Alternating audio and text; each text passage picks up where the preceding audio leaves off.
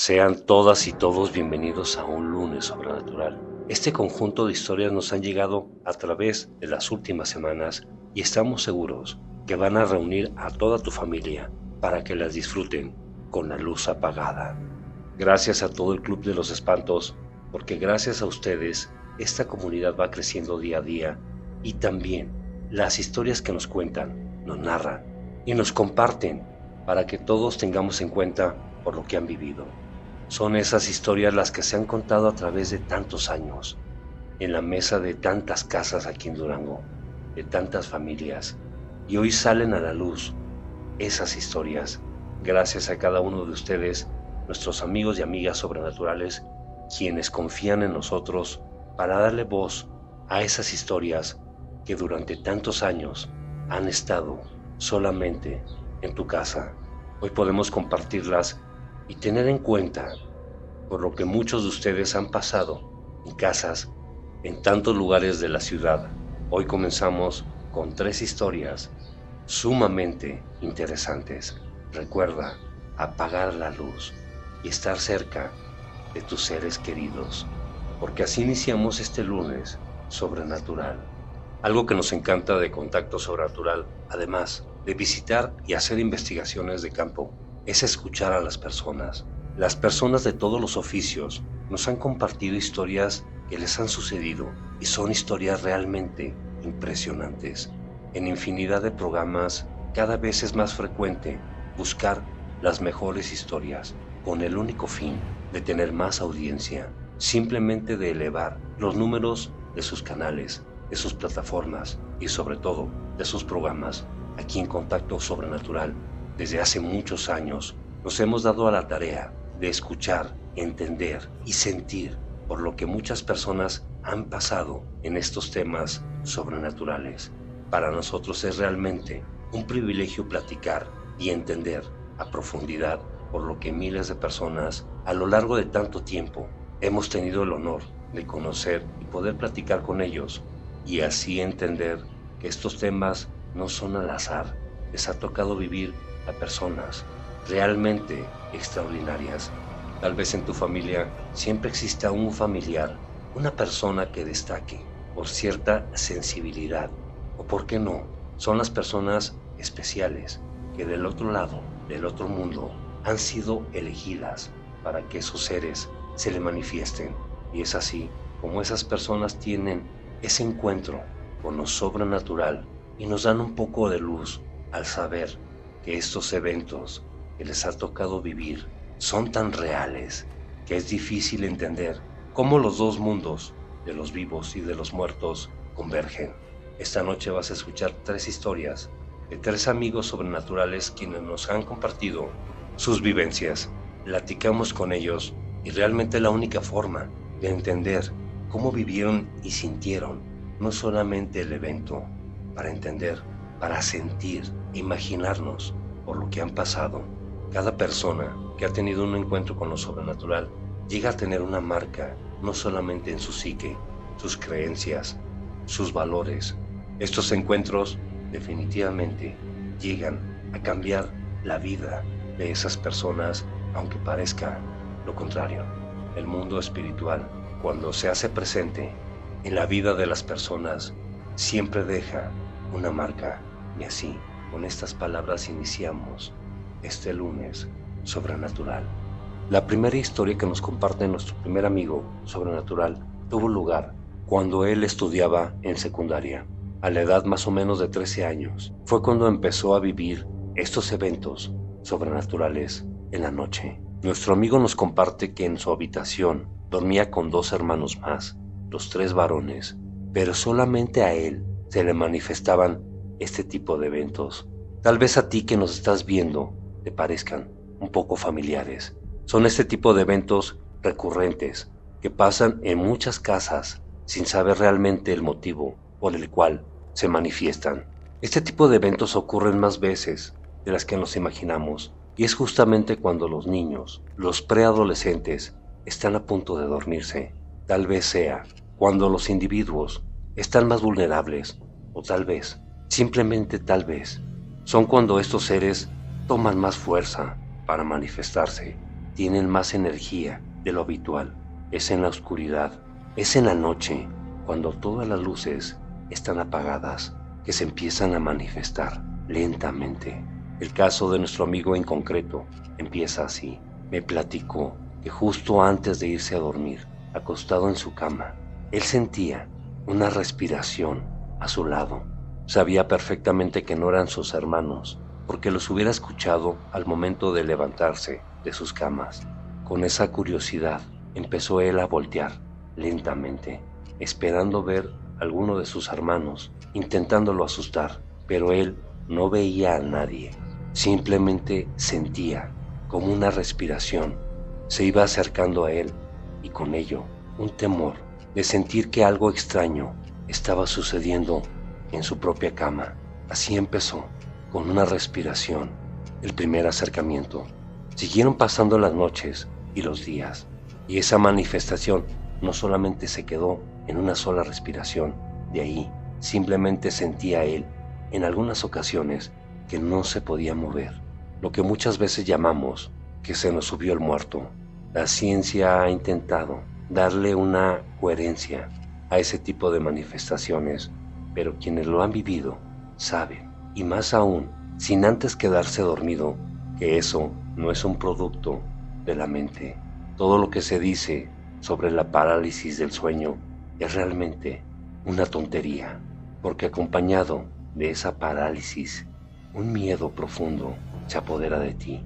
Sabes que alguien invisible está interactuando contigo y te está sometiendo, y de alguna forma disfruta que seas vulnerable, sabiendo que a escasos metros están familiares tuyos y que tú simplemente no puedes hablar. Eso fue lo que me platicó mi amigo.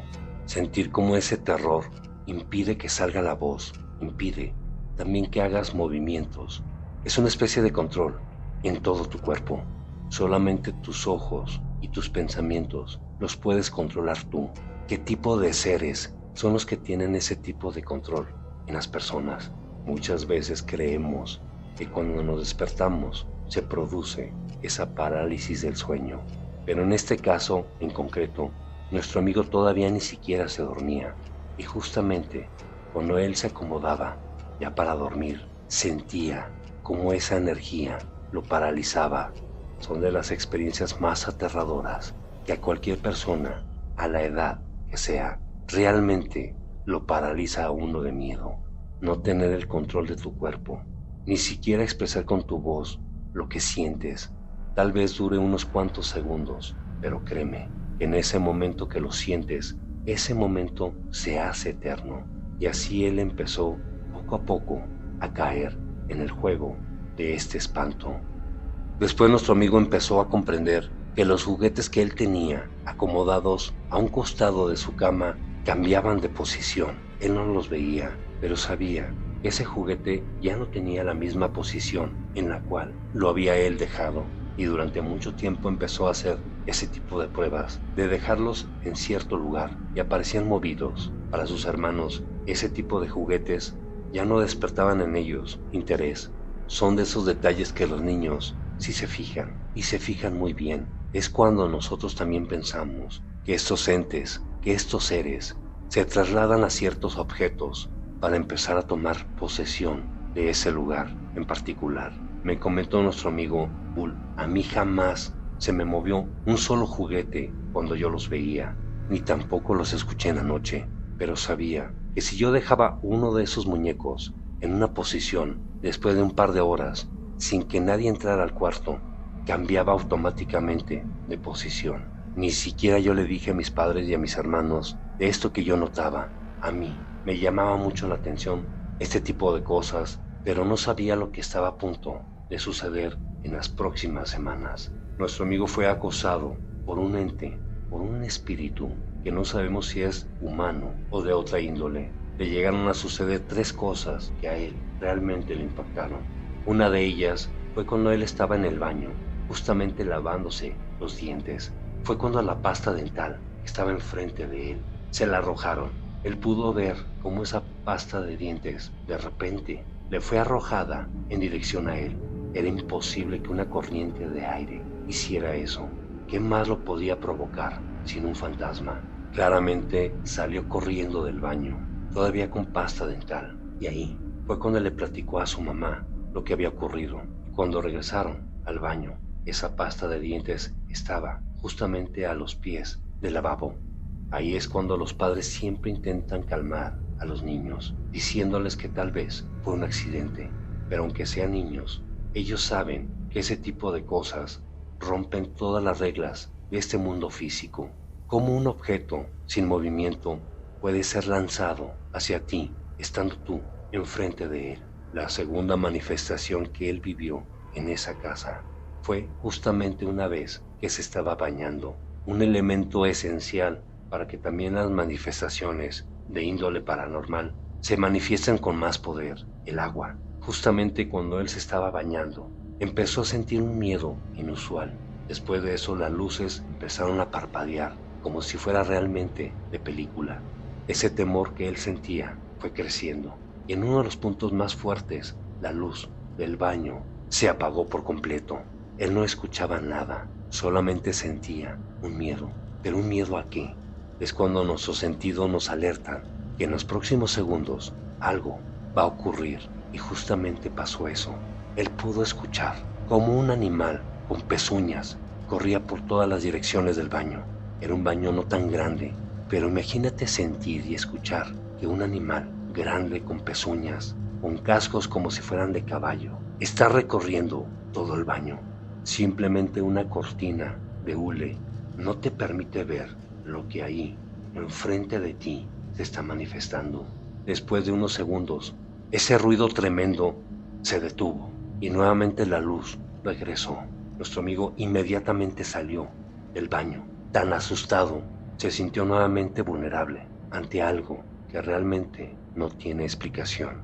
Y la tercera y última experiencia que nos comparte nuestro amigo fue también en una noche. Ellos acostumbraban ver en familia un programa en la televisión de comedia, en el cual ningún tema era de índole paranormal. No había nada que suscitara a que algo se pudiera manifestar en su casa. Cuando el programa terminó y nuestro amigo fue la primera persona que entró a su cuarto, justamente cuando él prendió la luz, pudo ver que en uno de los rincones que estaba ahí, enfrente de él, una presencia tan horrible. Tal vez duró unos segundos en lo que él vio y reaccionó, pero esa imagen en su mente nunca la va a olvidar. La figura de un tipo humano con extremidades, es decir, con brazos y piernas, era desproporcional. Su rostro, aterrador, no tenía cabello. Era una especie de muñeco con una cara larga, unos ojos sumamente penetrantes y una risa que a él le congeló la sangre. Después de muchos años nuestro amigo hizo una comparación de un anime, de una caricatura japonesa, en la cual uno de los dibujos sale con ese tipo de rasgos. Voy a buscar la imagen en internet para hacerle la comparación de lo que él recuerda haber visto aquella noche. Después de haber visto eso, nuestro amigo se metió a un grupo de jóvenes católicos. Fue la única forma en la cual, con mucha oración, ese ser que posiblemente lo haya estado hostigando durante muchos meses, fue la única forma en la cual se deshizo de él. Y así fue cuando él se liberó realmente por completo de ese fantasma que lo acosaba. Muchas gracias, mi querido amigo, por compartirnos tu historia. Y la segunda historia que esta noche les traemos a ustedes nos la compartió un amigo, el cual tuvo que vivir este tipo de manifestaciones en el ámbito sobrenatural. Me platicó nuestro amigo que hace muchos años, en aquella casa donde vivía con sus papás, una vez llegó una persona a tocar a ese domicilio, interesado por buscar tesoros, ya que él creía y tenía la seguridad de que en esa casa seguramente iban a encontrar un tesoro. Estamos hablando que esa historia tiene muchos años. La gente realmente en Durango se le hacía muy interesante y era muy fácil de llegar a ellos con una buena historia y con buenos aparatos para así despertar en ellos la curiosidad y también el interés. El padre de nuestro amigo fácilmente quedó encantado con la idea de que en su casa existiera un tesoro.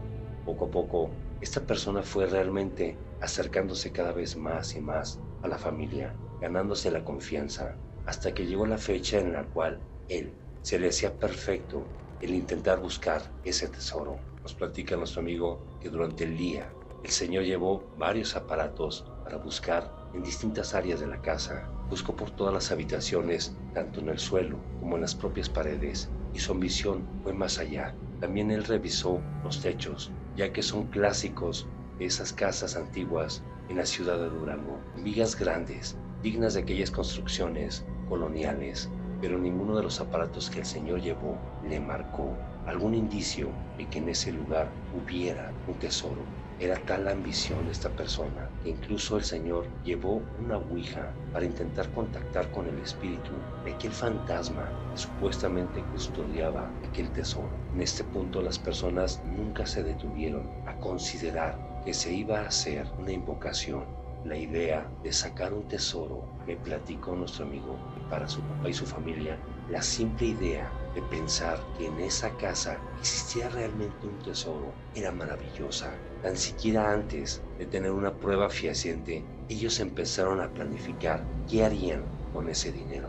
Se empezaron a imaginar una vida repleta de lujos, viajes, un estilo de vida que realmente cambiaría la situación de aquel momento en sus vidas. Pero les repito, no hubo un solo indicio antes, durante, de que buscaron ese famoso tesoro, de que realmente existiera en esa propiedad dinero.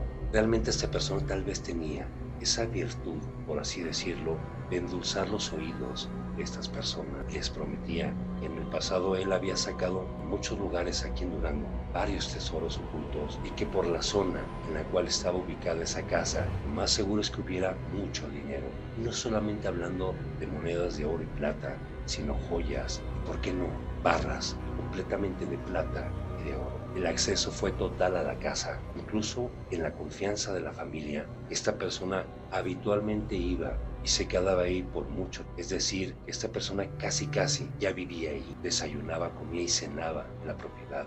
Ya lo veían como una persona más de la familia. Se fue ganando la confianza de cada uno de los miembros de esta familia. Nuestro amigo todavía era pequeño, era un niño, y decía que era una persona muy agradable. Y todos los días, invariablemente, él jugaba y se contactaba con el espíritu de ese supuesto fantasma que vivía ahí. Cuando yo le pregunté a nuestro amigo por qué había durado esta persona tanto tiempo en su casa, nos comentó que él tenía que ganarse la confianza de aquel fantasma y ponerse en contacto para saber los términos y las fechas en las cuales era más fácil sacar ese tesoro sin que hubiera realmente consecuencias para ello. En su experiencia, el Señor les decía que tenían que trabajar entre el jueves y el Viernes Santo para en esos 2 días poder sacar realmente el tesoro. Antes de que llegara el Jueves Santo, convocó en la noche a toda la familia y todos reunidos en un patio, formando un medio círculo. Ahí estaban toda la familia, niños, los papás e incluso los tíos y los abuelos. Todas las personas que acudieron esa noche estaban realmente intrigados porque realmente creían que un ser, que un fantasma de antaño, algún familiar de una época tan pasada se iba a poner en contacto con ellos. La realidad es que esa noche todo mundo experimentó una situación que hasta el día de hoy la recuerdan. Y en eso el cazador de tesoros sacó su ouija y empezó a ponerse en contacto con aquel espíritu. Todo el mundo estaba callado, asombrado, para ver qué les decía ese fantasma. Lo terrible fue lo siguiente que pasó. Al instante, esta persona supuestamente se puso en contacto con aquel fantasma. Todas las puertas de alrededor empezaron a azotarse una con otra. Se empezaron a azotar con una fuerza todas y cada una de las puertas, de esas puertas de madera grandes, con cristales, se empezaron a romper. Todo el mundo entró en pánico. Fue un pánico colectivo. Las mujeres y los niños empezaron a llorar. Esa sesión de ese cazador de tesoros desató una fuerza más allá de lo entendible. Me platicó nuestro amigo que fue la mamá de él quien corrió de la casa a ese cazador de tesoros a mitad de la noche. Hasta ese momento en esa casa nunca había pasado una manifestación de ese tipo. Todos vivían realmente en paz. Nos platica nuestro amigo que después se va a poner en contacto con nosotros nuevamente para platicarnos todas las historias que él y su familia tuvieron que vivir después de esa invocación en esa casa, realmente supieron que esa persona, al ponerse en contacto con algún espíritu, con alguna entidad, desató fuerzas realmente terribles. Por mucho tiempo ellos vivieron cosas realmente espeluznantes en esa casa y bastó realmente esa experiencia para que toda la familia comprendiera, especialmente los mayores, los papás, los tíos y los abuelos, que desataron realmente cosas más allá del entendimiento. Ellos siempre creyeron que en ese lugar realmente no había ningún tesoro, pero a cambio, por andar buscando tesoros, se encontraron y desataron una fuerza realmente aterradora. Muchísimas gracias, querido amigo, por compartirnos esta historia y estaremos al pendiente de que te pongas en contacto con nosotros para saber qué más cosas vivieron tú y tu familia en esa casa. Y ahora vamos con la última historia de este lunes sobrenatural. Esta historia nos llega al Club de los Espantos por un amigo sobrenatural que vive en Estados Unidos y al cual esta historia no le tocó vivir, pero sí le tocó vivir a su querido padre, que en paz descanse. Nos mandó un mensaje escrito a la línea de los espantos en el cual nos narra con precisión todos los eventos que tuvo que vivir y ahí nos platica la historia con la cual él creció y a su papá le tocó vivir una sola experiencia que lo marcó toda la vida. En Durango y en todo México existen ciertos oficios que ojalá nunca desaparecieran. El papá de nuestro amigo era bolero, era una persona que trabajaba de lunes a sábado. Nos platica nuestro amigo que su papá no tenía ningún vicio. Eso es realmente muy importante para también entender esta historia. Esta historia tiene aproximadamente 50 años desde que ocurrió. Para el año de 1970 aproximadamente, al papá de nuestro amigo realmente le iba bien en ese oficio. A todas las personas en Durango realmente les importaba mucho cómo lucía su calzado y casi todo mundo iba a que le volvieran los zapatos. El papá de nuestro amigo era una persona muy sociable. Se ganaba fácilmente a todo mundo. Hacía que su oficio fuera realmente agradable, no solamente para él, sino para su clientela. Pero llegó una temporada en la cual el trabajo, porque para esas fechas se acercaban las vacaciones, para las fechas de Semana Santa, nos escribió nuestro amigo que su papá realmente necesitaba llevar dinero a su casa. Casi en ese día no tuvo trabajo, hasta que de repente llegó una persona muy elegante, una persona que se distinguía físicamente, tenía un porte, tenía algo especial esa persona, un varón muy elegante, el cual, con unos modales de excelencia, se le acercó y le pidió al Señor que si le podía hacer el favor de solamente bolear uno de sus zapatos. El papá de nuestro amigo pensó que tal vez esa persona no era de Durango y le dijo que con mucho gusto. El caballero se sentó y le indicó cuál zapato quería que le boleara. Le señaló con la mano el lado izquierdo, pero antes de que el papá empezara a lustrar ese zapato, le dijo a aquel caballero que no traía dinero, pero que si él aceptaba, a cambio, él le daría un reloj que siempre él portaba, con mucho orgullo. Abrió su saco y de ahí sacó un reloj muy impresionante. Se lo mostró. Incluso el Señor lo tuvo en sus manos por unos breves instantes, el cual accedió. No sabemos realmente qué tan bello era ese reloj, pero el Señor con mucho gusto le dijo que sí. Empezaron a platicar y el papá de nuestro amigo le comentó a aquel caballero que si él no era de aquí de Durango, el cual le dijo que no, que él venía de una parte muy lejana. Nuestro amigo no sabe realmente todo lo que platicaron en ese momento, cuando por fin su papá terminó de bolear aquel zapato, de dejarlo impecable. El caballero se levantó y le entregó al papá de nuestro amigo aquel reloj. El caballero con una sonrisa se despidió Aquel carrito donde el Señor trabajaba estaba enfrente de catedral y el Señor, teniendo el reloj en la mano, supo que había hecho un gran negocio, pero nunca dejó de ver a aquel sujeto, el cual atravesó la avenida de 20 de noviembre en dirección a catedral. Y aquí es donde entran los eventos sobrenaturales, justamente cuando el caballero estaba enfrente de catedral y volteó hacia su lado derecho para ver si podía pasar. En eso dio unos cuantos pasos más y a la mitad de la calle se desapareció. No alcanzó a llegar a la acera, a la banqueta principal de catedral, cuando todo su cuerpo se desvaneció. El papá de nuestro amigo, todavía con el reloj en la mano, se quedó asombrado. Era pleno día y pudo ver con sus ojos cómo ese señor, que sus manos tocaron su zapato, que tenía el reloj de él, que le había pertenecido a aquel personal en la mano, se acababa de desaparecer enfrente de él. Al papá de nuestro amigo no le dio miedo.